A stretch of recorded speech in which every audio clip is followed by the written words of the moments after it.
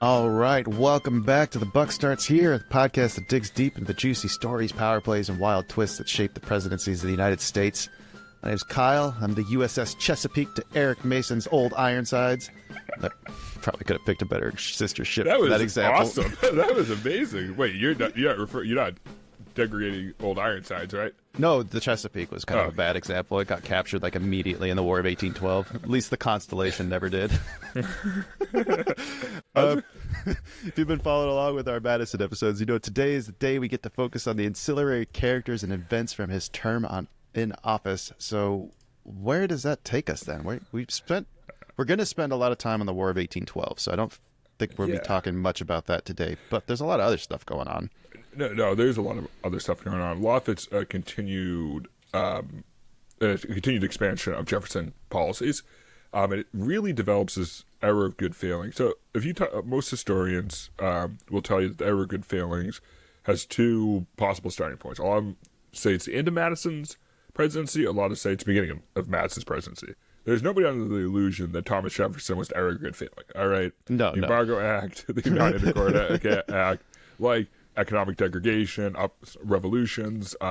It is actually amazing how many revolutions and uprisings the U.S. fights off in the first 30, 40 years of being a country. We didn't really talk about anything other than the Whiskey Rebellion. So Whiskey Rebellion, Shays Rebellion. Okay. Yep, and we're gonna get more of them under Monroe. There's particularly two very big ones. Yes, we won't spoil that, but they're two very interesting ones. And then you get even further into some of the major abolition movements with John Brown that we'll see later on. But it is interesting. The first 50 years of the United States, there's constantly people trying to upthrow the order. And Madison is kind of the founding fathers, probably the most orderly of all of them. Like in terms of he was the protege of Thomas Jefferson. He continued on with these different efforts that Jefferson had put in there. But over time, and I think we saw that last time we were speaking about the Second National Bank, Madison becomes his own person. And I think one of the coolest things, I know we talked about like the war of, we have a whole episode on the War of 1812 where we forced the Canadians to answer for their crimes. Oh, yes. They tried to shirk the responsibility as usual, but they did apologize. My country wasn't founded, and it was the Brits from the Napoleonic War. They're not even Canadians, and other factual statements that get in the way of our good narrative. We gotta have Joel come back like once every month or two and defend our stance. Just defend Canada. Something. Yeah, we'll just blame them for something. Blame Canada. But I think particularly when we talk about, so this is a really cool time because America starts having its first real nationwide economic development. You really start to see the economy start marching and accelerating forward. Because up to this point, industrialization, we've been in the Industrial Revolution at this point for almost 20 years, but the Industrial Revolution hasn't taken place all over the country. Mm-hmm. It's actually taken place in pretty much just New England, and by pretty much just New England, I mean Lowell, Massachusetts down to Plymouth, this one little strip of coast. Nothing in Pennsylvania, or there was some stuff in Pennsylvania. You started to see, but they're still very heavy agrarian based. Mm-hmm. So, Kyle, you're 100% right. You're starting to see some eastern PA starting to really become somewhat industrialized, but it's not that raw concentration. Industrialization is much like something reaching. This is Kyle. I'm going to use the word wrong, so yell at me. Something reaching super critical, something reaching super criticality. Super critical. Super critical, whatever the word is. Are you trying to do the nuclear version of it? Yeah, I'm trying to do the thing where it goes boom. I mean, that doesn't necessarily mean boom. It just means you have more neutrons than you are losing. You're generating more than you're losing. That's all that supercritical means. So, my horrible metaphor, and luckily we have one of the few people on probably anywhere that can tell me how wrong I am, is what really is cool about this is industrialization really starts to spread. Mm-hmm. And I don't mean to be too much of an economist here, but once industrialization really begins to spread, it allows us to move from, just incentivizing and just making an agrarian or lower order production chain more efficient, to actually starting an entire new production change. And the example I always give to this is, it's an example I use in class a lot when I talk about things like property rights and, mixed economies and stuff like that, is the ability to trade, and the ability to have a currency that allows trading. It's all about efficiency. We see this with Madison, the Second National Bank. Madison experienced this firsthand during the War of 1812 with the destruction of the U.S. Treasury and the speculation in different currencies, basically crippling the economy. So the era of good feeling. Yeah, exactly, and that's why I'm like, it's at the end of Madison's presidency. It's the end. It has to be. Yeah. Yes. Jefferson does not get credit for that. No. You can't call something the era of good feeling that's highlighted by the Non-Intercourse Act. That's not how society works. It's also got the War of 1812 in there, and the dissolution of the First National Bank, which led to rampant inflation. Yeah, rampant, horrible, disgusting inflation. But the example, and I give this in class a lot because I always like this example, and it was probably told to me, and I probably bastardized a lot smarter person telling me this, but it's like, you have two farmers. All right, let's say it's 1450 in Europe. You have two farmers. The idea of currency, mercantilism first occurs. And these two farmers are sitting there. One of the farmers is like, yo, can I buy your land? Mm-hmm. And the other farmer goes, sure. Now, that previous farmer, to save money, has delayed his consumption and was able to invest that money and save it. I don't mean invest like in a bank. I just mean he didn't spend it, delayed consumption. So he buys this other person's property. And now he has this huge land. And instead of two tractors or cows pulling plows, cows don't pull plows. That's not how that works at all. Horses pulling plows. I mean, funny to see a cow pulling a plow. Oxen? Yeah. Definitely not a cow. Definitely not like a milk cow's not pulling a plow. Right. My wife's going to walk in here and be like, you've been to a ranch. Their family has a ranch. Yeah, that's always better when I asked my wife's grandfather. I said, how many bulls do you need? Right. For like all your cows? And he's like, one, Eric. And I was like, I didn't know it was like a 2-to-1 ratio. No. He was like, did you ever see Kingpin? The bowling movie? Yeah. Yes. Is that you? Is that you on the farm when he's out there getting up early to milk the bull? No. Oh, it's really hard to milk this guy. I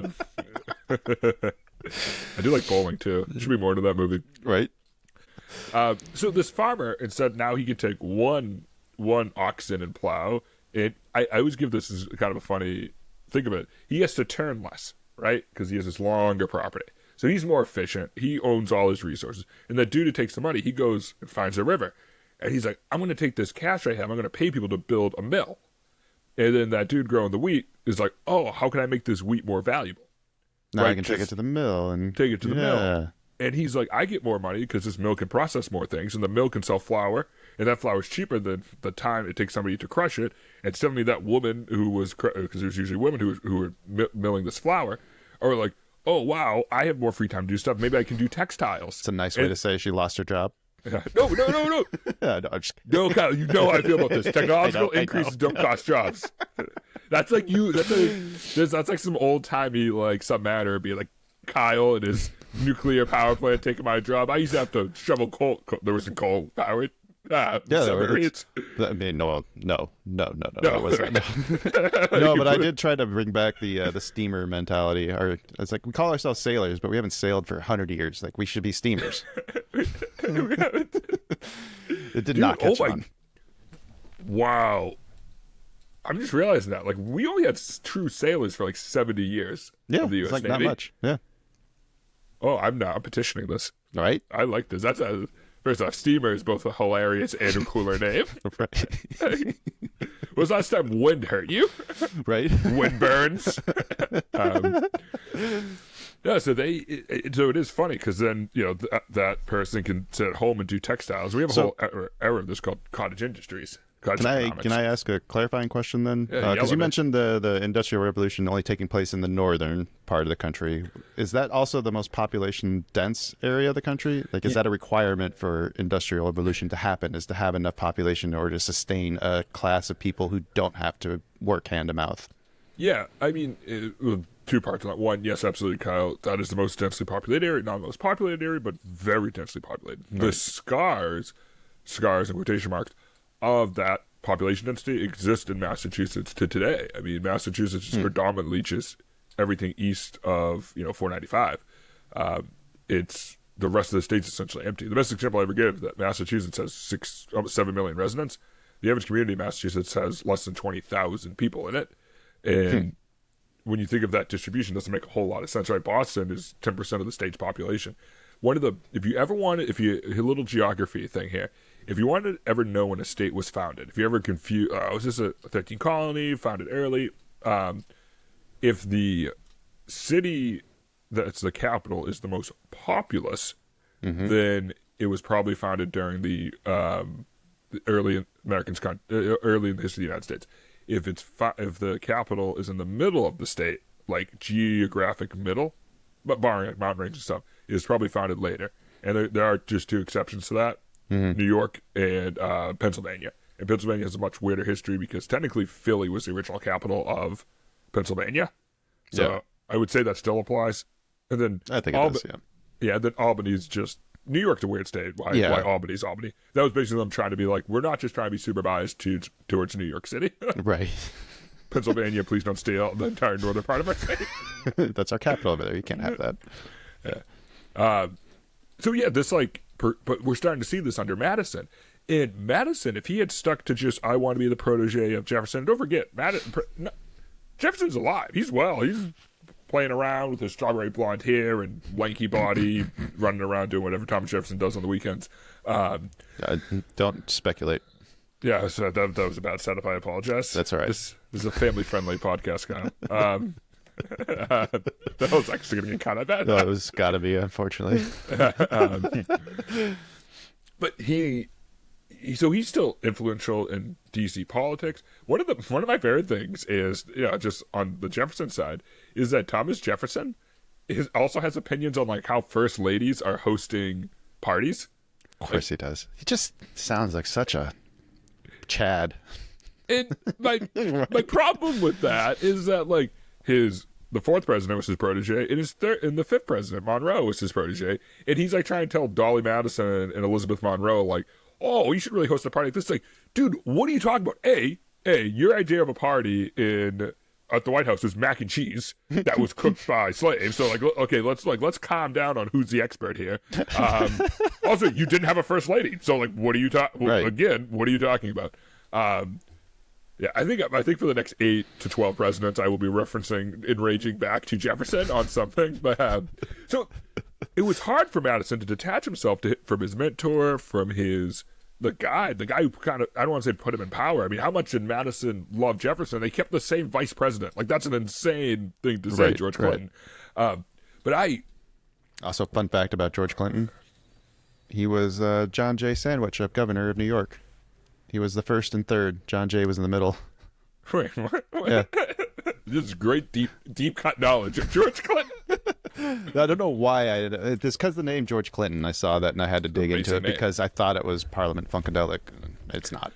It would be great if it was him. If, like, he's just like 230 years old. Wow, this guy's had an interesting life. 418. Does fries go with the shake? No, wait, that's not right. In between writing these songs, I gotta figure out some diplomacy. So he's but yeah, I thought it was really cool. I thought it was really cool that he pushed away from his mentor. And I want to be clear. Well, he had to have, because I mean, I think it's pretty obvious his mentor is wrong. Yes, on many things. Almost everything Thomas Jefferson instinctually wanted to do. If he wasn't openly being a hypocrite, he was probably wrong about it.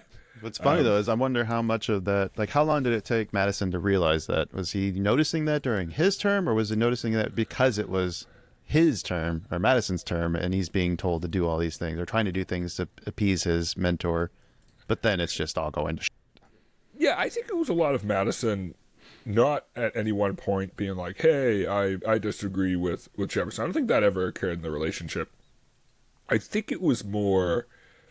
It's kind of like, I'll do your things for 4 years, and we'll watch it all turn to and then I'm going to do my thing because it's definitely better.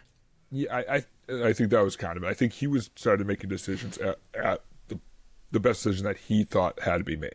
Yeah. And I certainly think that happened with the Second National Bank. And seeing what that did for development across the entire country is, we don't see it under Madison's presidency, but it is amazing. That standardization of banking, and not to look too far ahead to the Jackson episode, but we're going to see the complete collapse of the U.S. economy under Jackson.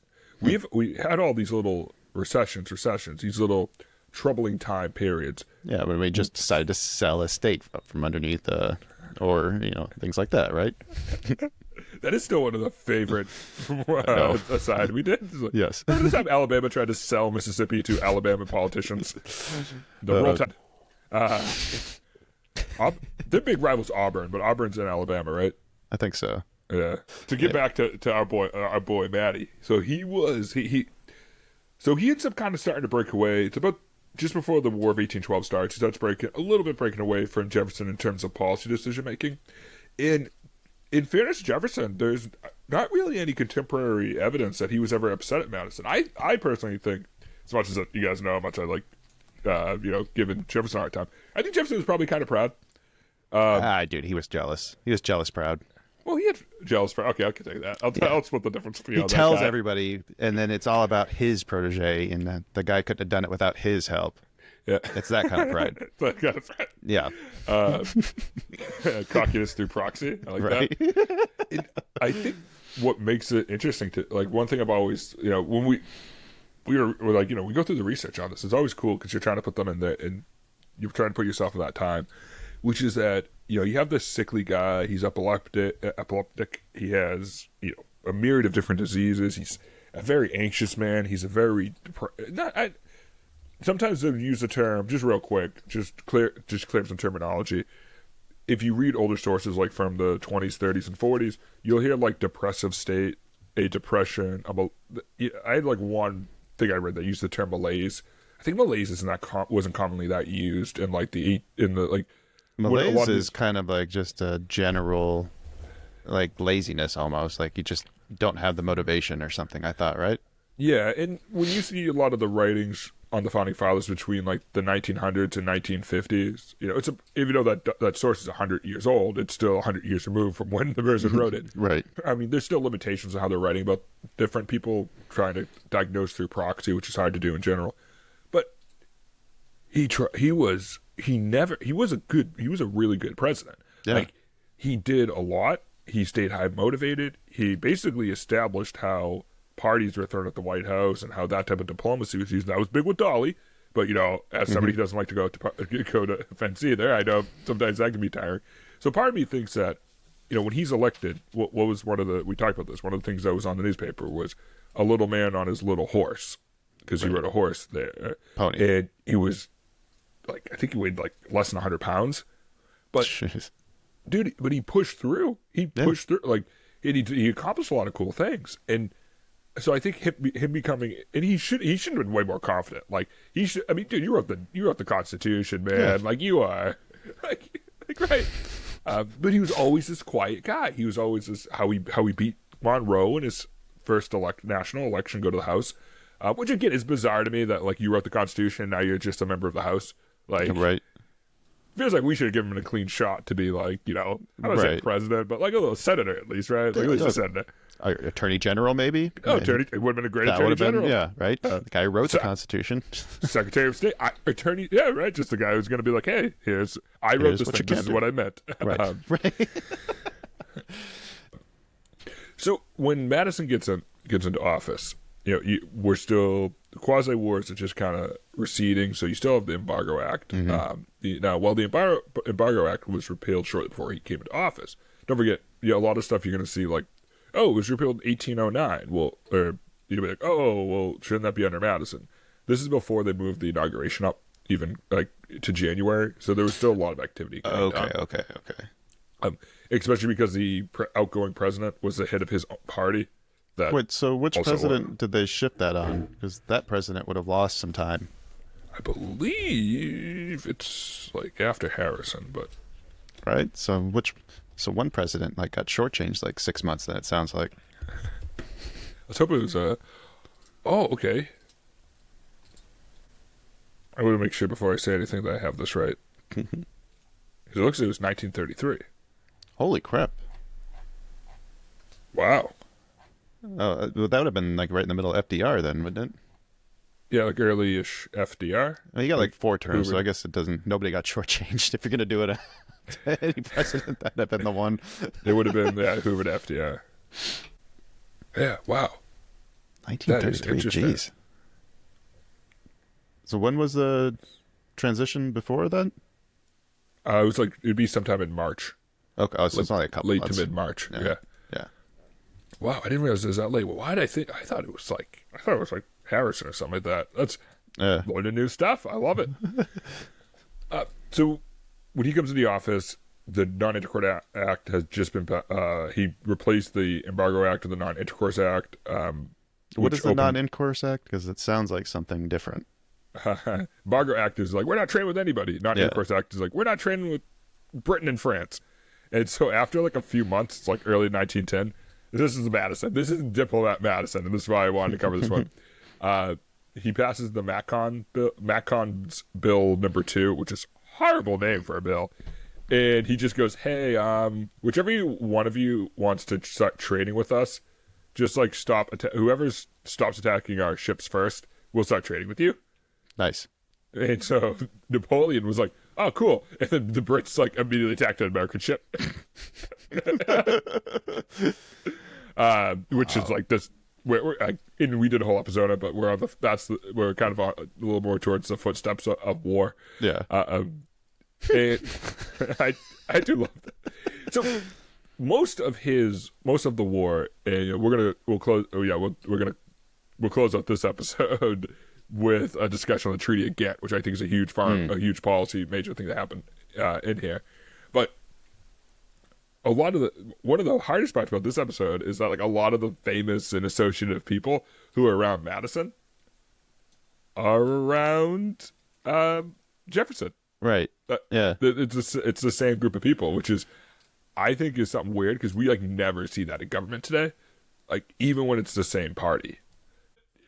So you end up with Maccon's Bill number 2. The French are like, yeah, this is great. Then you end up with the Brits keep attacking us. Madison is always been like kind of pro-French, especially because of obviously because of his mentor Jefferson. Yeah. His Secretary of State. Cool little history thing here. It's a little weird history thing here. Sometimes people get timeline messed up where they're like, oh, the reason the French agreed to Maccon's Bill number 2 is because James Monroe was serving as the Secretary of State, and he's really pro-French because he was a diplomat. No, James Monroe didn't become the Secretary of State until 1811. So, like, when you look at history, sometimes when you look at history going back, it looks very flat, and when you make little mistakes like that, I'm not gonna lie, that's what I thought. I was reading that, and I was like, oh, yeah, obviously, like, Napoleon and those guys, the French sided with us for this, because James Monroe's over there being the French, not being the French ambassador, that was in the late 1790s, but obviously James Monroe was Secretary of State. All right, that's like famously known as the Secretary of State. No, Robert Smith was the Secretary of State at the time. Yeah. It's a name you never heard before. Yeah. He Smith. Also, in another cool thing about Madison, we talk about people around him. So we all know about George Clinton. He dies in office in 1812. And then you have Eldridge Gerry, which is where gerrymandering comes from, who also died in office after 2 years. Yeah. I know it's named after a person, huh? Yeah. Oh, what a horrible thing to be named after. I know, right? So, yeah, the poor guy named Ebola. Right, yeah. So, Eldridge Gerry ends up dying in office, too. And so, do you know what Madison did after Gerry died for the remaining 2-3 years of his term? Probably just left it empty. Left it empty. Didn't afford anybody. Like, I don't need this. Which is the most baller move by any president when it comes to their staff. That's just a message to the rest of your get staff. your shit together, because I don't believe in any of you. Yeah. Like just between like 1811, 1812 was just a very busy time for people around him. Like Robert Smith is removed for incompetence. And so you got to remember, James Madison defeated James Monroe, runs for the House. But they've always been friends. Like they're good friends. Like it's funny. You think these people be like have a more of a rivalry, but they just see eye to eye on a lot of topics, especially the topic of slavery. You're going to see Monroe, especially in the next series episodes we do. Really, that becomes an interesting examination. But he hires Monroe, and Monroe crushes it. And Madison was the Secretary of State under Jefferson. Monroe was the diplomat who went over and negotiated the Louisiana Purchase, and they got together well. So there's not that many letters surviving between them, and that can sometimes be seen as a sign that there wasn't a lot of letters, not because they didn't communicate via message to each other, but they talked a lot. Right. Like when they were together. Yeah, just because the remnants don't necessarily survive doesn't mean it didn't happen. Yeah, like John Hancock burnt all his letters, and there's always a myth that John Hancock and George Washington didn't like each other. Mm-hmm. And I remember hearing that, like, growing up, and I'm like, what are you talking about? They didn't like each other. John Hancock let George Washington stay in his, like, mansion when Washington was in Boston and wrote letters to him being like, oh, use my house, that's fine. But the best evidence that John Hancock loved George Washington, they loved each other, it was John Hancock named his second son after George Washington. I mean, like, how much more evidence do you need? Well, we don't have any letters surviving. The dude's named his kid after him. Okay, so let's go back to the France here thing again. So James, which one am I? Madison. James Madison says to France and England, whoever stops attacking us, we'll trade with. France says cool. Britain attacks us. That's what kicks off the War of 1812?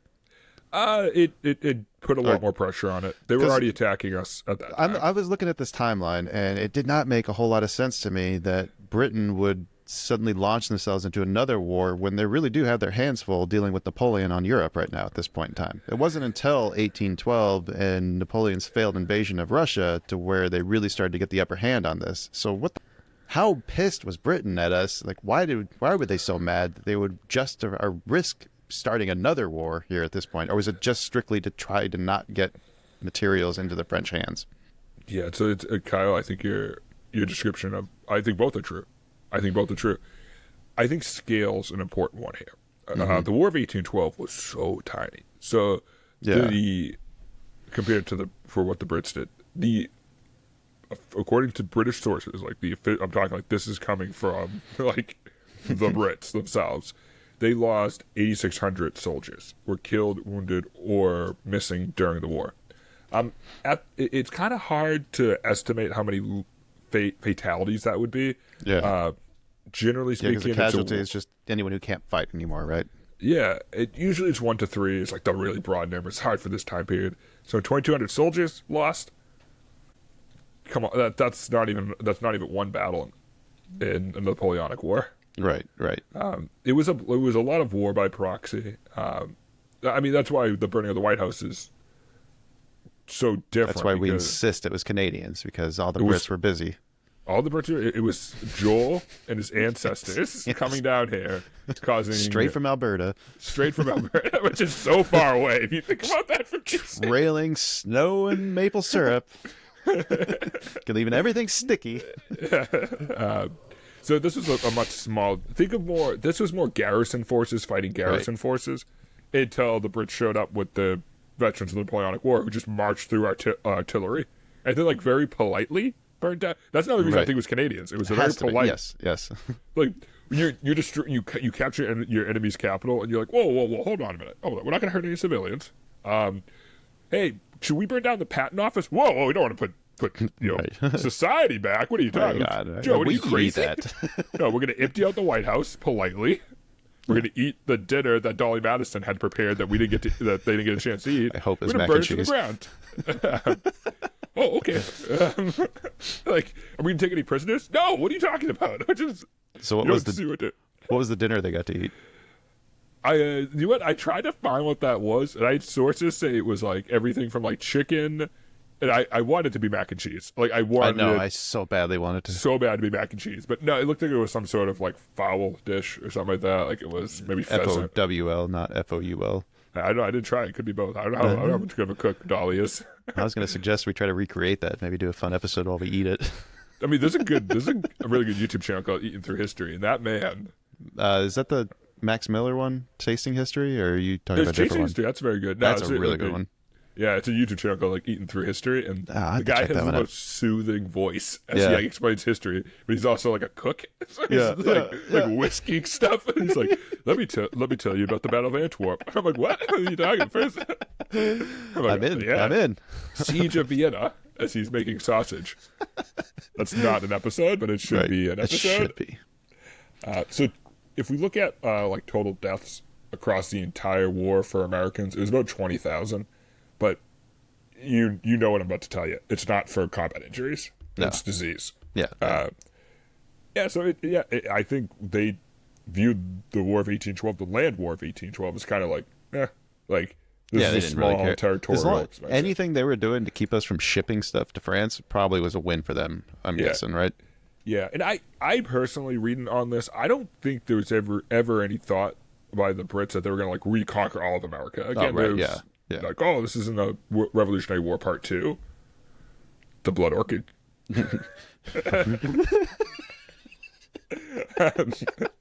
Seen this movie before. Right?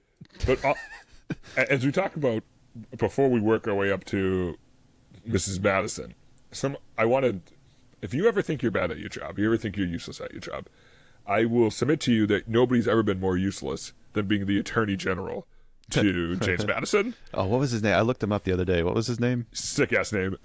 His whole cabinet's awesome names, by the way. Yeah. Caesar Rodney. Caesar Rodney. Oh, no, that was a different. That was not the one I was looking at. Pickney. That was the one. Yeah. And then there's Dick Rush. Dick Rush. That's a good name. Dude, he picked his attorney generals on who had the best names. Yeah. Yep. So, I want to defend these three guys because they actually were all very good at their job. It was just probably not that hard to be good at your job when it's like, well, James, real quick. So I see you're trying to invoke this clause of Article 2. Well, really, this is what it means. And James Madison's like, well, so I was having a beer when I wrote that. Hold on. So you're saying the only reason all these people were so good at their job is because they had James Madison there to tell them what their job actually was? Well, I think it's because he probably never asked them hard questions. Well, you never had to. Yeah, there's that too, I guess. Yeah. Or that, or he gave him the answer. It's like, I need you to answer this question for me, and I'm going to grade it tonight. Yeah, like, I just imagine them, like, playing, like, just putting in their office. Right.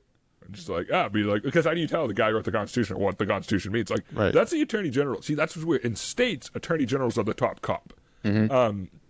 And sometimes you see that moniker applied to the Attorney General. He's the top cop. She's the top cop of the country. At this point in U.S. history, these are just like I'm actually going to say something very interesting. And Kyle, please feel free to yell at me, as you always should feel free to do that. They're more like JAG officers. They're really not. They're not focused on like adjudicating law like a prosecutor. They're focused on constitutionality. So a lot of the ways JAG officers today work is probably very similar back then. Sounds so much like you're saying a jag-off. Jag-off. That would be a very New Englandy thing to say too. Very 1970s. Right. We have secretaries of the Navy. So the first Secretary of the Navy under Madison was Paul Hamilton. He ends up resigning. Is he related to the other Hamilton? No, he's not. No, he's like, I think he's from New York, if I remember correctly when I was looking through that. He resigns because he's doing a crappy job on the Great Lakes. Yeah, hated general. You mean he gave up Detroit on accident? On accident. That's still one of the weirdest ones. Right. Like, whoops daisy. And then William Jones comes on. William Jones is awesome. William Jones is the guy's like, how about this? They're trying to move troops over the water. Everybody's like, yeah. And I sink their ships. And they're like, wait, what? Wait, what's the idea? Yeah. I'm just going to sink their stuff, and then the enemy can't have stuff to hurt us with. It's like and I really think William Jones, to me, is the first person to adopt the U.S. mentality of we're just going to break all your stuff. Right. Like, we're going to go where you are, and we're going to break your things, and then we're going to leave, and you're not going to have things to use. He was the guy who came up with the strategy of, like, when the Brits would be, like, marching beside, like, Lake Champlain or something like that, he'd just, like, roll up with ships and cannons and stuff. You're like, whoa, man. Oh, so he's like me playing Civ 6. Yeah, no, exactly. Like, he's just like, wait. I always imagine, like, obviously he's not the guy on the ship, but I do got to think it's pretty funny if he was on one of the ship's guests. He's willing to roll up beside them. It's like, yeah, but there's no boat over there, sir. No, I get that. There's no boat over there. But you see all those dudes walking? Yes. These cannonballs still hurt them, too. Yeah, they're like, yeah, but what boat are we aiming at? It's like, no, just aim at the ground. Just aim at the people. They're like, oh, crap. And then towards the end of the War of 1812, Benjamin Crowninshield, which... That's another great name. Yeah, it is, but still horrible name. He ends up taking over to the end of Madison's administration. There's some other fun people. The postmaster generals were... Just we learned something about the Postmaster General recently about like when that first came about, and I cannot remember what it was now, actually. So I'm gonna have to look that up real quick because it was interesting. I think that'd be a great rap name. First one was appointed by Benjamin Franklin in 1775. Oh, that's what it was. It was because there's a batch of mail that was stolen from like one of the Continental Congresses. And they're like, we can't have mail getting stolen. So they like hired somebody to like kind of keep track of it, to inspect it, the mail, and to make sure it gets delivered and stuff. And that's what it was. It was the Postmaster General. That's who they got.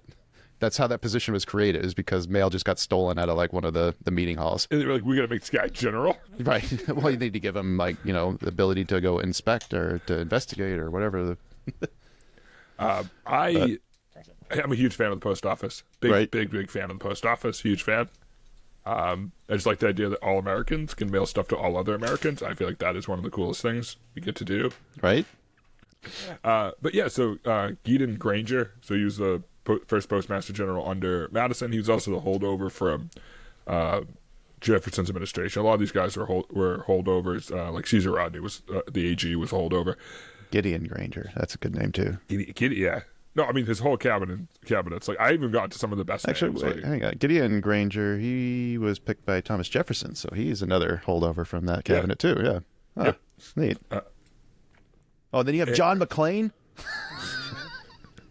That's next. That's James Monroe. Man, that's a good name. But in between then, there's a guy named Postmaster General. His name was Return J. Meigs Jr. Wow. Just a fire type. Honestly, if we ever do a list of all-time names for cabinets, it's not, the list wouldn't be fun. It's James Monroe. We'd have to give James Monroe like 4 spots on that list. Right. But he was a really cool guy. So during like the War of 1812, it was kind of like hard to mail was not hard to get through, but there was some weakening to it to it. And he was just like, we're just going to solely focus on creating interconnected hubs, mail delivery, and then creating lines between those hubs. That was the Pony Express?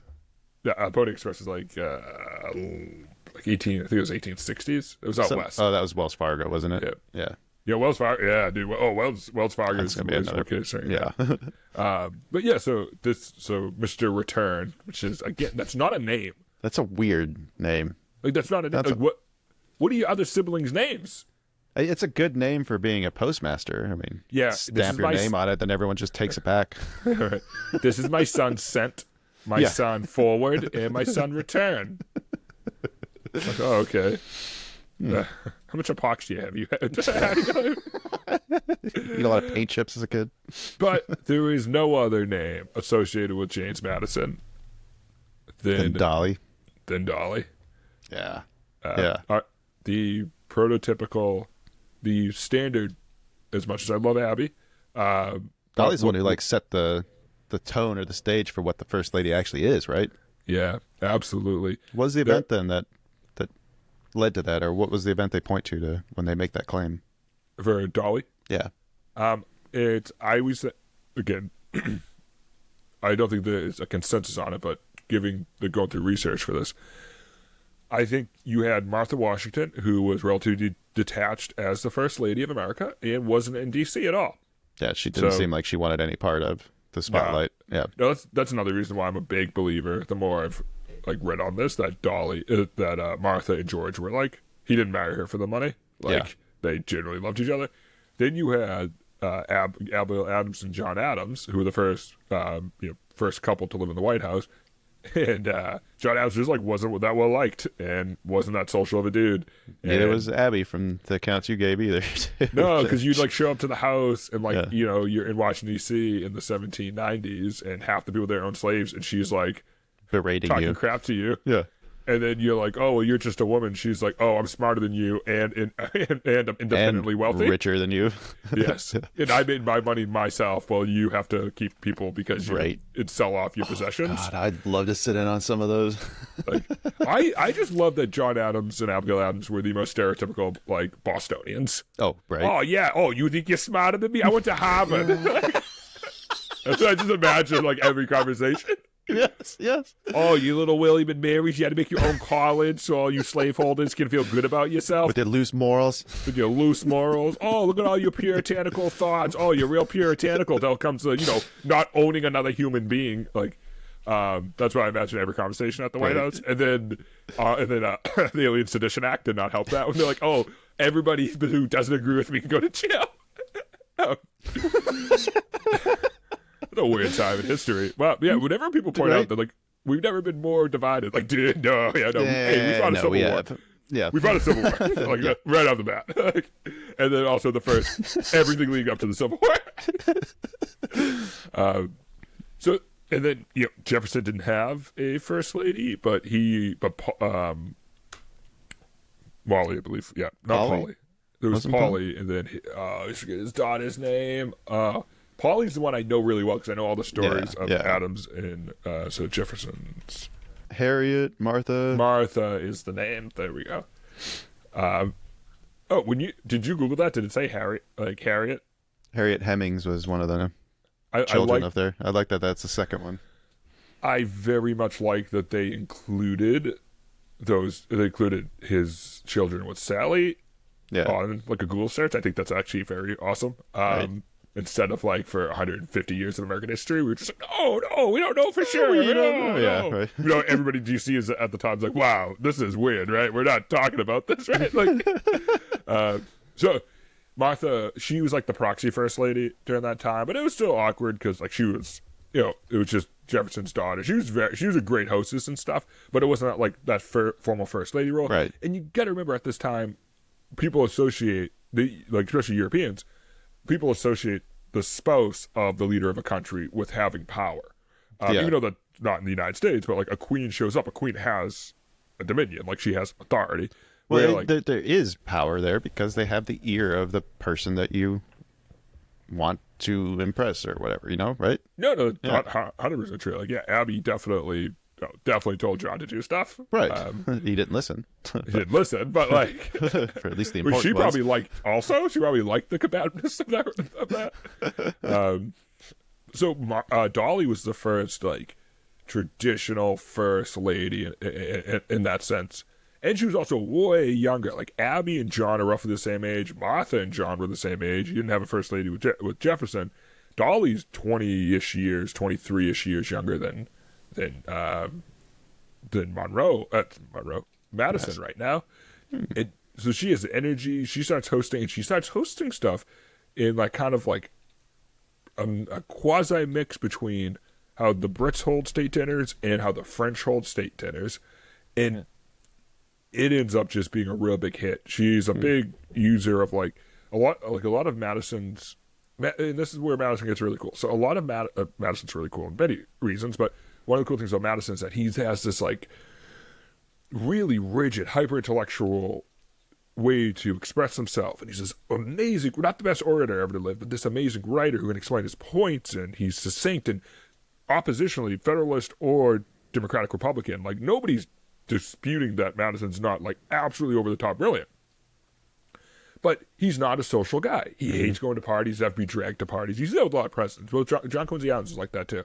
Yeah. And Dolly's just like a bubbly personality. She can meet with anybody. So it causes this cool thing where you have like these quasi philosophers who are inheriting the U.S. government that as the first generation of the founding fathers kind of starts to fade away. Because don't forget, this is 1816 is 40 years after Lexington conquered, or even more because it was 75. But it's 41 years after the shot heard around the world. Like, it's been some time. It's been a minute. Some time. Yeah. If you're 18 during that time, you're probably dead. Like, not necessarily. Like 59, probably not. Like, I gotta look at global average ages, but you have to like take out the kids. Yeah. If you made it to 18, you were generally pretty likely to make it to 60, I think. Yeah.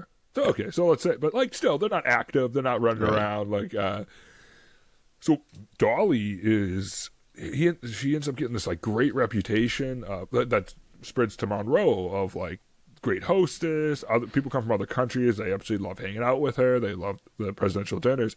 And then you mix that with somebody who's a president who is incredibly thoughtful and can explain to you his points very succinctly. Like, that's a hard thing to run against. That is a hard, like, it's like, oh, I both like being here, and when I turn and talk to the president, he's incredibly well versed on all matters, like Yeah. almost to the point like he knows what question I'm going to ask him before I ask him. And so a couple of like weird stuff, not weird, but like funny parts that like I always liked about Dolly is she always was fighting this thing. So Madison was admired by a lot of people, but routinely, if you read primary sources and just people who write on it, Yeah. his personality's dull. Like he's not like fun to talk He's to. Like, kind of boring, kind of knows everything. yeah, the other part is that he's just like, you could debate him on topics and he'd absolutely love it. He was part of debate societies and all that, but to him it was like an art form. It wasn't. Yeah, it was like, just fun. It was like yeah. it was the battle of wits almost. Exactly. Yeah. But she ends up being, just really transferring his life. But I do want to talk about one last thing when it comes to Dolly, because we all know the stories of Dolly Madison. No, she didn't rescue the George Washington painting from the White House. That was Paul Jennings who did. But she was. But that was that's what the country needed at the time. That like story of like this beloved first lady who just gave everything she could because she loved the White House. She loved the country so much. She was the one who put on like extravagant shows, right, and all that stuff there. But she brought a son with her. And I believe I hinted at this in an early episode. Really? John Payne Todd, Huh. who was, let's just say, a problem. Oh! Is this the gambler? Yeah, he was the everything. Yeah. So Madison actually got along with him pretty well. He viewed it as his responsibility to outrace him, all that stuff. I couldn't really find, I'm gonna be honest with you, I couldn't find anything of like John, and this would be lost history, but John Payne Todd hating Madison. Actually, it sounds like he loved his stepdad, but Madison and Dolly was like, they both described him as their biggest family struggle. He was reckless. He was an alcoholic. He was a gambler. He was a very bad gambler. See, nobody gets angry at you if you're a good gambler. Right. It says that his father died in the 1793 yellow fever epidemic. Did they call it yellow fever back then? That's interesting. I don't know if they did or not. They might have gone back and figured out that that's what it was. Yeah, you just dig up a body. I got this. Yeah, it's just yellow fever. That's not how anybody who works in science handles anything, and I apologize for generalizing that's how that works. But Madison bailed him out all the time. He was always asking his mom for money for debt. And I always feel like if you're asking money for debt, it's not like the bank's calling you. It's you owe money to somebody who's going to hurt you. Yeah. That's probably Abigail. And one of my Bob, you gotta come here. I owe Abby 10 grand. Right. But he was arrested multiple times for unpaid debts, even after Madison already got elected. Oh, I'm surprised that didn't cause him any trouble with his political career. I'm guessing it did, but I think that people just viewed it A, as so separate, and B, that he was almost above reproach. Yeah. I don't mean that like like these people. He'd done enough. Like, he'd done enough. It's cool. Yeah. We'll let that slide. It's cool. So we've talked about the families of the presidents, but I don't think we've ever mentioned yet a presidential pet. I don't believe we have. When do we get to the first one of those? I have some notes up here. Give me 1 second. I actually have an area in my notes titled Presidential Pets. Oh, I'm so happy. That makes me so happy. It's because as you know, I'm a very one of my favorite presidents is George H.W. Yeah. And he had to send out an official letter to all his staff to stop feeding his dog because it got fat.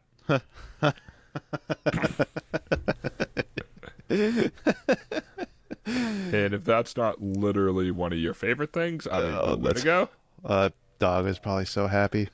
So it depends on, and again, I did not filter through this, so this is still part of my rough amalgamation of like notes I jotted down. But I did miss one with I'm very happy you asked me this because. All right. Did we forget to talk about the parrot? It's a parrot. Is it the parrot? The yes, parrot that is was... Madison? Yes, thank you, Polly the parrot. Yeah. Oh, the parrot. Yeah. Okay, Man, let me go through. go. Let me go through the history of the ones that so far. That's just on Wikipedia, which take this with a grain of salt. But George Washington had a bunch of American foxhounds and some other dogs, lots of dogs, a donkey, Like tons of dogs. a parrot, another greyhound, yeah, some stallions. John Adams had a couple dogs and horses. Thomas Jefferson had a mockingbird named Dick. Some France shepherd dogs, 2 grizzly bear cubs. Yeah, that was from Lewis and Clark, right? That's gotta be right. Yeah. In my notes, It I was from too Lewis troublesome and and Clark on dangerous that. for him to keep, so he gave them up. Yeah, He tried to keep gotta them. be. Yeah. Then there was some sheep too, and then Thomas Jefferson had sheep and James Madison had sheep. So I'm guessing it's the same sheep. Probably. It'd be great if you rotated them out. I think they were just mowing the grass for him. Is all they were using them for. But yeah, then the parrot Polly, and I remember hearing something about this. But I'll let you tell the story about what happened at the funeral with that parrot. I didn't. Oh, I you don't know this? Oh, okay. I do remember the parrot. Like when I brought my list, I remember writing down that Madison had a parrot. I don't know if this was his parrot or if this was Jefferson. I remember somebody at their funeral was talking about their parrot, and their parrot had like a really filthy mouth on it, and it just kept shouting obscenities at the funeral, at the service, and there was a point where they had to like escort the parrot out. But they instead of like just carrying it out, they like put their hand on its back, like escorting them. Because the question comes up here: what was the first like pet in the White House, as opposed to like just animals that lived on the White House? Right. And I've always heard it was James Monroe. He had a Cocker Spaniel. So he just had like a regular dog in the White House. And I don't know if that's like insulting to the dogs that Washington had. But Washington doesn't count because he wasn't in the White House. Okay, sorry, I misspoke. It was Andrew Jackson's African gray parrot named Paul. That was the one that Kurt's cursed. So we'll talk about that when we get to Andrew Jackson. This is going to be so much fun. Yeah. Paul is a great name. Poll is weird spelling of it. Yeah, that's sick. Not a good name. Not a good name. You know who had the best animals in the White House? I know my boy Teddy Roosevelt had some pretty good ones. See, everybody says Theodore Roosevelt, all right? Because he had a badger, he had a bear, he had a macaw, he had a snake, he had I'm reading through my notes right now, so I have a lot of misspellings. I did not spell badger right. I just want to let you know that. Badger is not spelled properly. Tons of dogs, a guinea pig, but he comes in second place. Second to who? Second place to John Quincy Adams, who had an alligator that Marquis de Lafayette gave him, and it lived in the bathroom. How come it doesn't list that on the Wikipedia page? Because Wikipedia is scared. No, it's afraid. John Quincy. I'm sorry. Okay, yeah, not John Adams. Martin Van Buren also was kind of cool because so we're gonna have a really fun time with Monroe and Van Buren. I think Monroe two tiger cubs.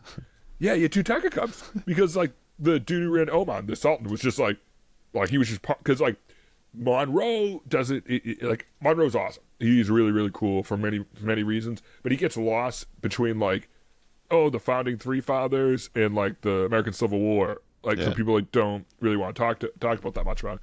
Really cool. He turned and had viewed the world openly. He started becoming true diplomats outside just Europe. Martin Van Buren was kind of similar too, even though he was only in office for 1 year. But yeah, he just had tiger cubs. I just think that's that's awesome. I'm trying to think other.